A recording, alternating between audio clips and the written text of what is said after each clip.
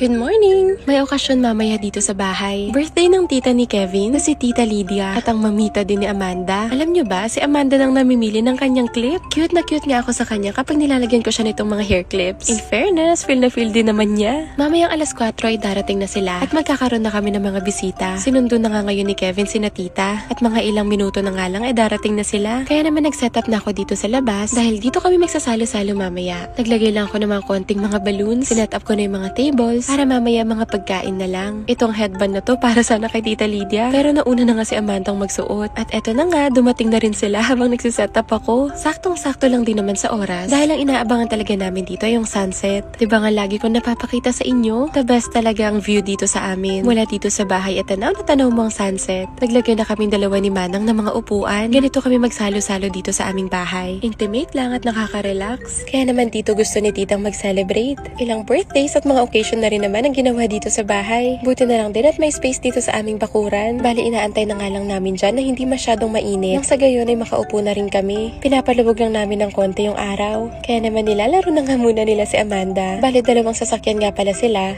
At dumating na nga rin sina Papang at ang sister-in-law ni Kevin na ilang araw na nga lang ay malapit na rin mga na. Finally magkakaroon na ng kalaro si Amanda. Heto pa nga at meron pang lechon. Malapit na nga rin mawala yung init. Kaya sinamantala na namin para maglagay dito ng mga pagkain. Medyo mabilis lang din kasi ang paglubog ng araw. Kaya naman dali-dali na namin hinain yung mga pagkain. Grabe, iilan lang kami ngayon. Pero yung mga pagkain parang pang isang barangay. Ganito kasi talaga maghanda si tita. Talagang all out siya sa mga pagkain. O diba, solve na solve kami mamaya. Grabe, sobrang dami talaga. Parang kasya dito ang 50 tao. Tapos meron pang isang malaking baboy. Nung naayos na nga yung mga pagkain, tinawag ko na rin sila para pumesto na nga sa labas. Nang sa ganun ay makantahan na rin namin si tita. Pinasa na nga sa kanya yung headband para naman damang-daman niya na birthday niya ngayon. Si Tita Lydia ay kapatid ng papa ni Kevin na mula pa noon ay kasama na nga namin. Na sobrang bait niyang si tita. Para na nga din talagang nanay ni Kevin. Kaya naman deserve niyang marami pang taon ng kanyang birthdays. Kapag may mga ganitong okasyon, kung minsan ay lumalabas kami, pero madalas din ay dito kami sa bahay. Hindi ko nga lang na-vlog yung iba, pero madalas talaga kaming magsalo-salo. Ganito talaga yung na-visualize ko habang ginagawa pa lang yung aming bahay dito. Yung magkaroon ng mga ganitong salo-salo, kumakain habang nakaharap sa magandang sunset. Eto talaga yung pinaka-reason kung bakit dito kami nagpatayo ng bahay. Nung masaksihan namin at makita namin na napakaganda dito ng paglubog ng araw, sinadya talaga namin na iharap ang bahay sa view.